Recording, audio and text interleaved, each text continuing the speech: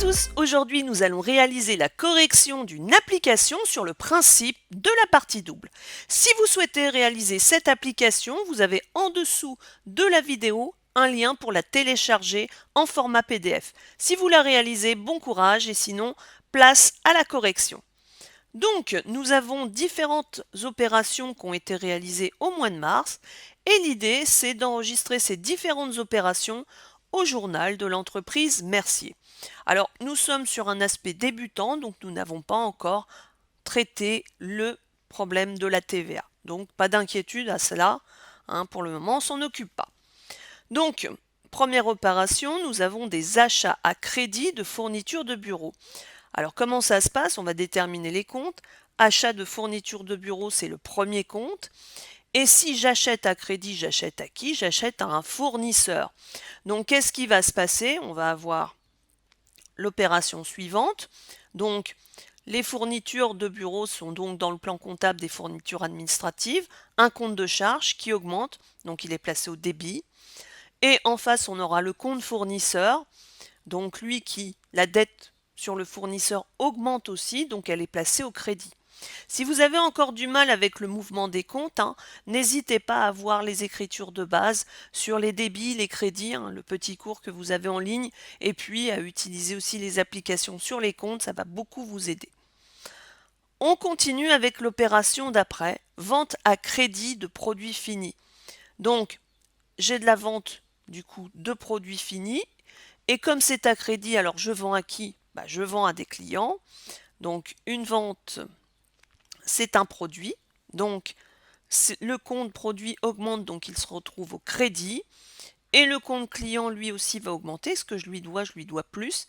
Donc ça va au débit. Vous voyez, c'est un peu l'inverse c'est l'inverse des comptes de charge et des comptes de fournisseurs, du coup. C'est tout à fait logique.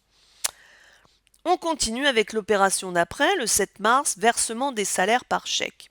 Donc on va avoir un compte lié au versement des salaires, et puis en face, comme j'ai chèque, c'est le compte banque.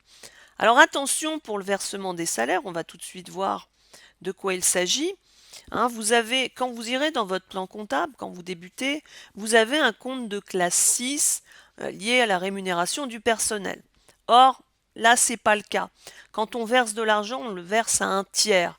Donc c'est bien le compte 421 personnel rémunération due qu'il va falloir utiliser. Et en face, donc j'ai la banque. Donc la banque, je vais dépenser de l'argent, donc elle se trouve au crédit. Donc faites bien attention par contre du coup au compte 421. On recommence le 15 mars, vente de produits finis à crédit.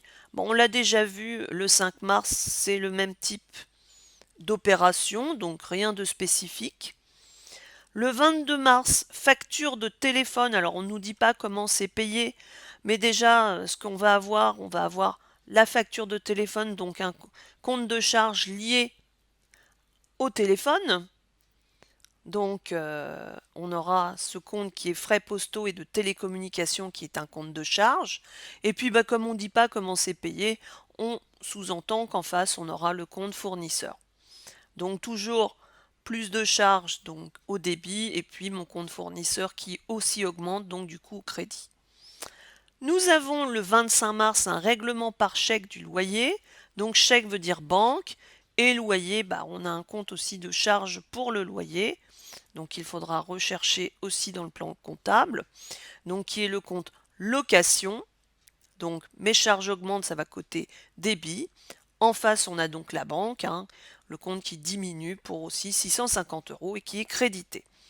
Enfin, on termine le 30 mars avec la facture d'électricité. Donc dans ces cas-là, on ne sait pas trop ce qui est en face, donc on intégrera le fournisseur. L'électricité, donc c'est un compte un petit peu spécifique, c'est 606.1, fourniture non stockable, donc une charge toujours débitée, plus de charges débit, et au niveau de mon fournisseur, toujours crédité parce que plus de dettes. Donc voilà, on a donc enregistré différentes opérations au journal. Donc ça, ce sont les éléments de base que vous devez maîtriser pour pouvoir passer aux étapes d'après, qui sont les enregistrements après des factures dans leur ensemble. Donc j'espère que ce petit tutoriel aura été compréhensible et utile pour vous. En attendant, je vous dis à bientôt pour un autre tuto.